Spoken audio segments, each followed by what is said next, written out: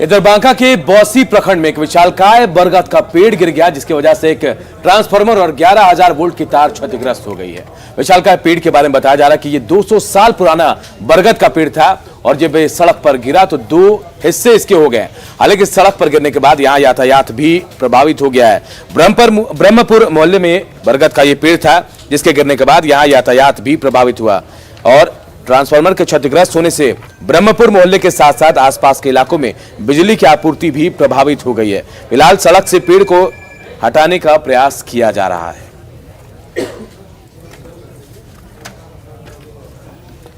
और नागेंद्र हमारे सहयोगी हमारे साथ जुड़े हुए इस खबर पर। नागेंद्र, क्या अब भी कोशिश की जा रही है यहां से पेड़ को हटाने की? 2 हिस्सों में टूटा ये पेड़ और करीब 200 साल पुराना बताया जा रहा है।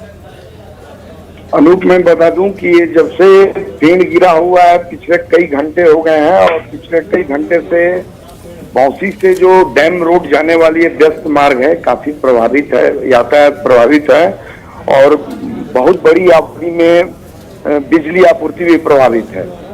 तो वन अंचल के द्वारा पेड़ के जो 2 हिस्से टूटे हुए हैं उनको हटाने का काम शुरू कर दिया गया है और बिजली आपूर्ति के लिए बिजली विभाग के लोग लगे हुए हैं, लेकिन अब तक सड़क पे पेड़ का टुकड़ा पड़ा हुआ है और बिजली आपूर्ति बाधित है। लोग गर्मी को लेकर काफी परेशान है और लोग चाह रहे हैं कि जल्द से जल्द बिजली आपूर्ति बहाल की जाए और प्रशासन के लोग लगे हुए भी हैं।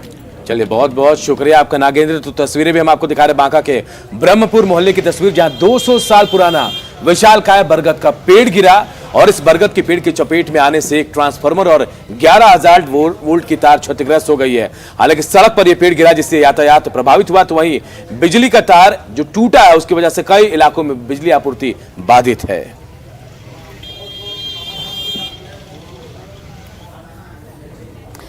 अगली खबर बेतिया से, जहां पर कल बैरिया प्रखंड के कई गांवों के लोगों के लिए दहशत की रात साबित हुई।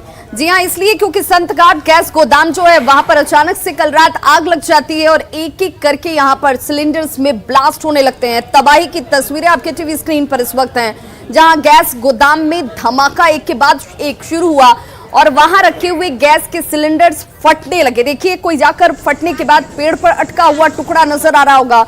2 तस्वीरें आपके टीवी स्क्रीन पर हैं। सुबह तबाही का मंजर हर तरफ था, जहां पर 65 से लेकर 80 लाख तक के नुकसान की आशंका जाहिर की जा रही है। वहीं दूसरी तस्वीर जो है वो कल रात की है, जब अचानक आग लगी और ये देखिए पूरा इलाका जो है वो विस्फोट की आवाज से थर्रा उठता है, क्योंकि यहाँ पर भारी तादाद में गैस सिलेंडर उस वक्त रखे हुए थे। यहाँ पर गैस का गोदाम ये बताया जा रहा है, जहां से रिफिलिंग और उसके बाद इसका ट्रांसपोर्टेशन दूसरे जगहों पर किया जाता था।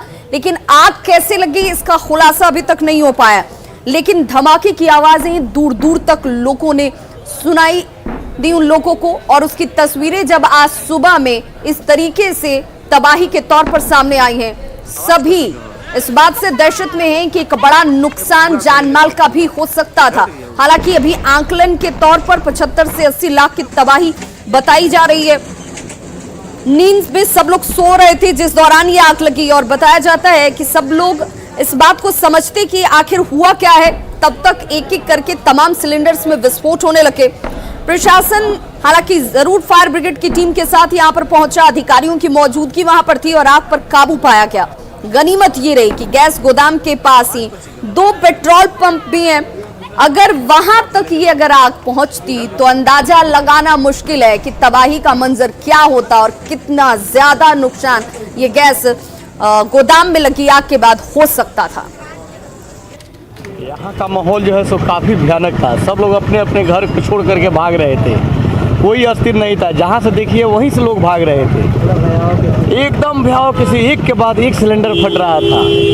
चारों तरफ ही हाहाकार मचा हुआ था। यहाँ पे बहुत ही ज़्यादा डर गए थे। पहले बार तो जब ब्लास्ट स्टार्ट ही हुआ तो हम लोग भागना शुरू किए। मतलब इतना घबरा गए थे कि ताला ही नहीं खुल रहा था हम लोग से। हमारे गेट का अंदर से बंद किया हुआ था, ताला ही नहीं खुल रहा, चाबी सामने रखा है, ब्लास्ट पे ब्लास्ट ही हो जा रहा है। भागते भागते भाई यहीं पे ही बगीचे की साइड से भागे, तब एक और सिलेंडर ब्लास्ट हुआ। अच्छा हुआ पापा पे नहीं गिरा। सबके सहयोग से आग पर काबू पा लिया गया। 1.5-2 घंटा में आग को पर काबू पा लिया गया। लेकिन हमारा डिलीवरी वैन जो गोदाम के बाहर आता था, गोदाम कैंपस से बाहर आता था, वह डिलीवरी वाहन हमारा समूचा जो भी डिलीवरी वाहन था 10-12 जो भी था सब क्षतिग्रस्त हो गया। और मैं कोशिश करूंगा 1 हफ्ता के भीतर अपने सभी कंज्यूमर को फिर से गैस मुहैया कराना शुरू कर दूं।